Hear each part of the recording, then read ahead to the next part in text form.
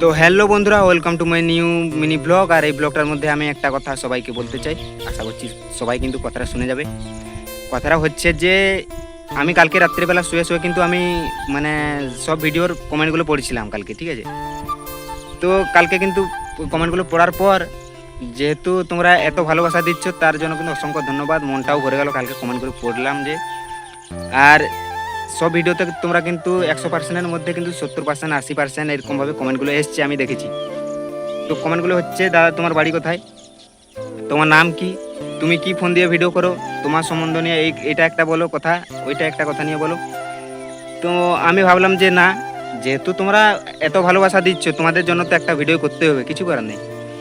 তো কালকে ভাবলাম যে একটা ভিডিও করব, ঠিক আছে। তো এই ভিডিওটার মধ্যে তোমরা কিন্তু সবাই যে যার মনের প্রশ্ন এখানে কিন্তু কমেন্ট করতে পারো, কোনো সমস্যা নেই। আমি সবার কমেন্টগুলোকে নিয়ে আমি একটা ভিডিও বানাবো, আর সেই ভিডিওতে আমি সবার উত্তর দেবো, ঠিক আছে।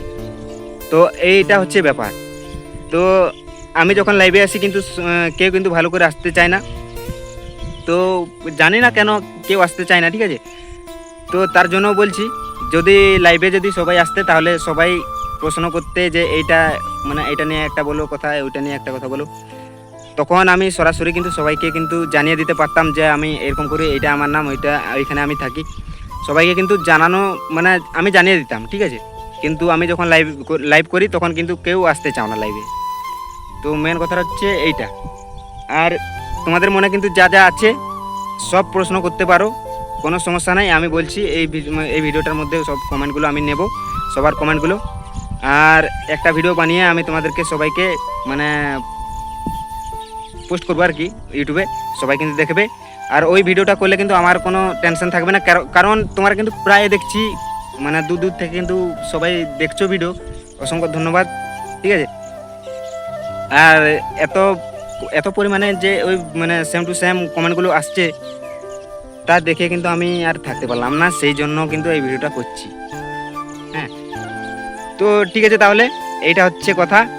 আর আশা করছি সবাই ভালো থাকবে, আর আমিও ভালো আছি, সুস্থ থাকবে। বাড়িতে যা গরম পড়েছে, বাইরে কিন্তু কেউ বেরোবে না, ঠিক আছে, ঘরের মধ্যে থাকবে। আর হ্যাঁ, কালকে যে আমি বলেছিলাম যে আমার জামাটায় এই যে আমের দাগ মানে আম গাছের আঠা লেগে গেছে, আর সবাই কিন্তু একটু পরামর্শ দিয়েছিল যে দাদা এইটা দিয়ে এরকম করো, দাগটা উঠে যাবে, ঠিক আছে।